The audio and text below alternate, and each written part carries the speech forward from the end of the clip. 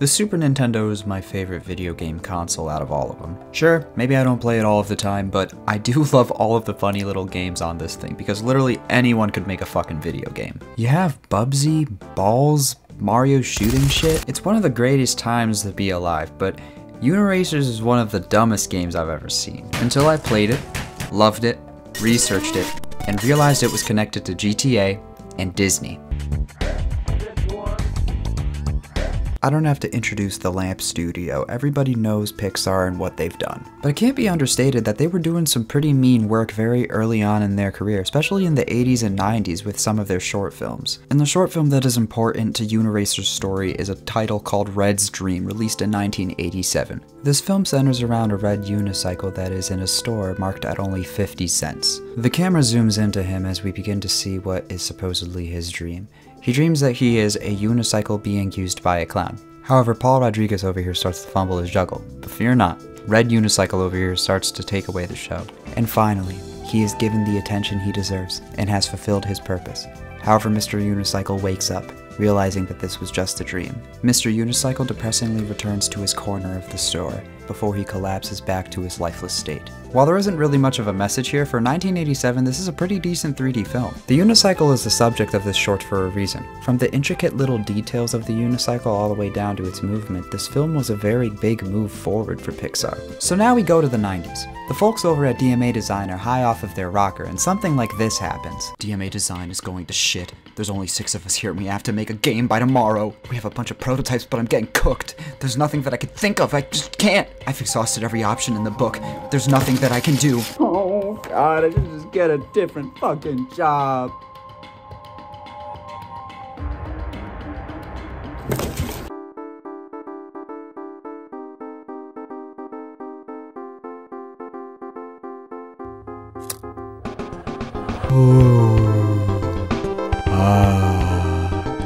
Pilot wings.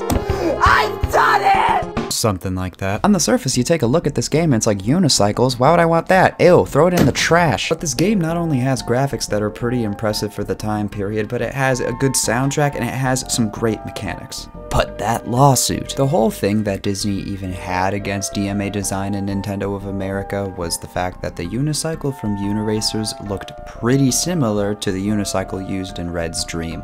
And you bet one of the co-designers, Mike Daly, was not happy about this lawsuit. He was quite vocal about it in interviews. I've searched through thick and thin and cannot find the court documents revolving around this case. I don't know why. I would really like to read them, however, because I would like to actually know the logistics behind Pixar winning a case like this, because there must be something more than what these guys are saying. A quote that I have seen used in every single article revolving around this game is, quote, "The problem with Pixar was that they seemed to think that any computer-generated unicycle was owned by them," unquote.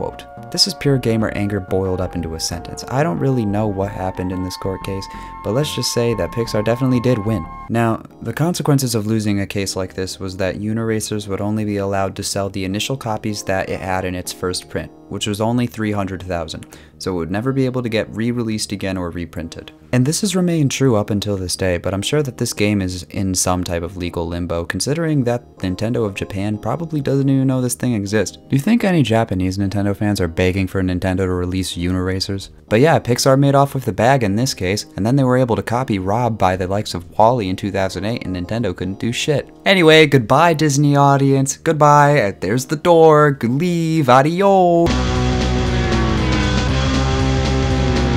As stated before, Uniracers was developed by DMA Design and was released in December of 1994 in North America and April 27th, 1995 in Europe. And while I know the game is Uniracers because I'm a stinky, smelly, car-driving, McDonald's-eating American, over in Luigi's Mansion 2 land, this game was called Unirally. But what's impressive about this video game is the fact that it did receive pretty favorable reviews. And it deserves it because it's a very interesting concept paired with the fact that it shows off the SNES's capabilities very well with the music and the graphics and the gameplay. I know literally nothing about Uniracers other than the fact that it is sitting on my desk and it is a racing game with unicycles. Yo, what's up, man? How's it going? It's good to be back. It's good to be fucking back. Who the fuck are you? It's me, Dr. Cheese. I'm the guy who fucking talked about GameCube and collector's anxiety. Fucking not Dr. Cheese. Fucking damn it. I see fucking Uniracers on your desk. What's that for? It's there because I'm gonna play it. and my Super Mario RPG is out of save slots. Dude, just play the fucking good game that you have already. Delete a save file, it's not that hard! Even so, I'm still interested to experience this piece of gaming history and see how dog shit it is. Alright, pop that piece of fucking bread in. Let's see what I'm in for. I thought you'd never ask.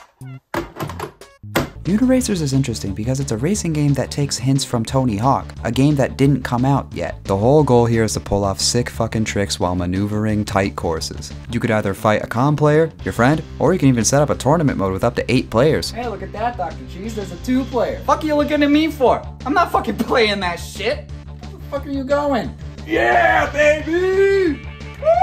Since I am eternally alone, I'm going to be playing this game single player, and the single player offerings are pretty decent. You have a selection of 16 different characters, all of which play exactly the same but are different colors. The game is similar to Mario Kart in that it has these cups, so to speak, that have 5 races in each of them. I'll get into the specifics of unlocking things later, because for now, I have more stuff to talk about. Because, funnily enough, this game about unicycles is good as shit. Extremely simple premise. Race on a track, beat the other guy, do sick tricks while doing so. This game would be insanely boring if it was a point A to point B experience, but that's only the first race. The way that this game is built allows for the track design to go absolutely crazy, just as crazy as Mario Kart 8 Deluxe. There's points in the track of which you have to turn around to a different direction, there's drops, there's these little corkscrew things, there's purple goop that slows you down, and some speed pads that boost you up. Uniracers is definitely not an easy game. It's one that requires precise input and a lot of your attention. However, the track design has this sonic effect where it is extremely rewarding to get to those parts of the race where you can actually just focus on those tricks and speed the fuck up. And it's amazing what this game could do with the graphics at the time. Look at these 3D graphics, man. There are no 3D graphics better than this at all. That's right, baby. Nothing hits like the fucking classics, man. Cyber Tiger, baby! Something that was a lot more common in the 90s than now is reading a game's manual, because they fucking came with one. But this game is very interesting because the actual colors of the tracks and their patterns tell you what's coming up. So if I didn't read the manual, I would have been virtually fucked. So that's just another game mechanic to add to the wealth of things that Uniracers brings to the table for a racing game. So when you finally make it to the ending of this game, it's truly a rewarding experience. Alright.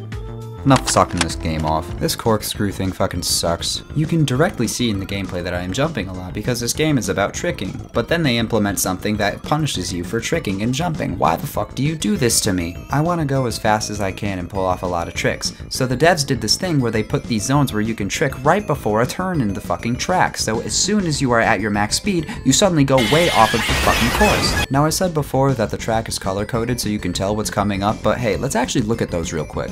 Blue and green means normal track. Red and blue means 2 different things. If the red is widely spaced, it means the track direction is gonna change, and if the red is closely spaced, it means the corkscrew is gonna come. But hey, guess what? I can't fucking tell whether it's big or short. Blue and yellow means no hazards, red and yellow means you're lost, and then the manual gives me these stupid other freaking patterns that I don't even know. I really wish that they made the direction change a completely different set of colors altogether, because I really can't tell the difference between the red size when I'm going so fast. If the level design allowed for it, a simple mini-map would have been enough to at least see what's oncoming, but regardless, the game is fine maybe. Sure, if you play the game enough, memorization's on your side, but still. Oh, and I haven't even gotten to the fun part. So I'm the collectibles guy, right? Yeah, fuck me. When you initially play through this game, you might think that there's only 6 courses, because it only shows 6 when you complete all of them. Oh, but fear not, idiot, you only have a bronze medal. Replay all 6 of those cups again, and then get the silver medals. In all 30 tracks. Now you finally have 8 cups of 40 tracks. Now replay all of them to get a gold medal to unlock the final cup. Wow. In total, you have 105 races minimum. That's if you can beat them. Oh, and the best part is, if you go to change the character, you have to beat the whole thing again. Why? This means that when you unlock a cup for one character, you don't unlock it for another. So if you really want to truly 100% this game, you have to play a minimum of 1,680 tracks perfectly. Now some of these tracks aren't full-on races. They're denoted by the 3 different symbols that they can be. An arrow means a straightforward 1-lap track, and then the 2 circular arrows mean either a solo stunt course where you get a high score, or a circuit trap that's just a track with multiple laps. Now, the circuits are by far the worst part of this fucking game, because if you mess up once, you're probably gonna lose the entire race. I just can't with this game anymore. It is consistently killing me and robbing me, and I keep fucking up, and I just suck at it! Nah, fuck it. We'll just chug it. What can go wrong? Taking a break from the horrors of the racetrack, we could see that Uniracers actually has a very detailed universe and story. As I said, there were 6 people on the development team, and the writer Steve Hammond went absolutely nuts in the manual. From giving the Uniracers universe itself a point of existence. Look, dude, I'm gonna stop, so we just have to get into this right now. Far in the past, or what passed for the past, some great and powerful Unigod looked across the abstract universe and realized that his boredom went right off the scale. He was through with creating a planet here, an asteroid there. What's more, he was trying to impress a young goddess who thought that he lacked a creative imagination. So after a timeless interval locked in the celestial equivalent of a cupboard with an endless supply of turbo-strength coffee, he came up with the idea of a race of unicycles who would compete in the ultimate games. That wasn't from me at all, that was directly from the manual. However, towards the end of the story in this manual, it makes mention of an entity known as the Anti-Uni, which essentially is this game's villain. That 9th cup that we unlock titled The Hunter and has a freaking stupid looking dinosaur is basically the final boss of the game. And he basically cheats. This Anti-Uni guy will do anything from reversing your controls to completely barfing on the track. If any bullshit game had a final bullshit boss, this would be the one. Oh, I just can't anymore. Well, that game was a piece of shit. I'm never gonna fucking play that again. I guess this Baja Blast and I are gonna finish our date, and then I'm gonna play a fucking good video game. Oh, fucking wait. With blood, sweat, and wheels absolutely abused, we have finally won the game. However, unlike Red's dream, it seems that this unicycle has actually won in his reality, so at least someone had a happy ending.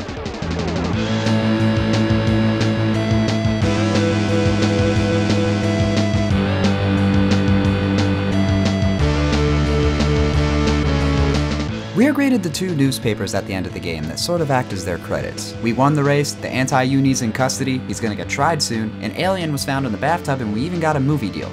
Wait, what fucking bathtub? Ha! I knew it! This game has a few other things I want to discuss before I hop out of here. These are just simple little fun facts about the game, such as being able to rename your character. However, a little funny tidbit about the renaming is you're not allowed to name yourself Face, Head, Knob, Toss, Ball, Sega, Sonic, or Satan. At the end of every game, it gives you a very detailed graph showing who is ahead of who at what given times. At the end of the day, Uniracers is just a game that has a lot of funny little quirks about it, and it's a Super Nintendo game that sadly can't be re-released today, but I think it really was important for its era. Just like Balls! Also happy birthday, Ventus. I can't prove otherwise, but I have faith in him as my friend and co-worker and whatever he is, Ventus HD, Benjamin. Oh! You're confident that we can play as Ventus?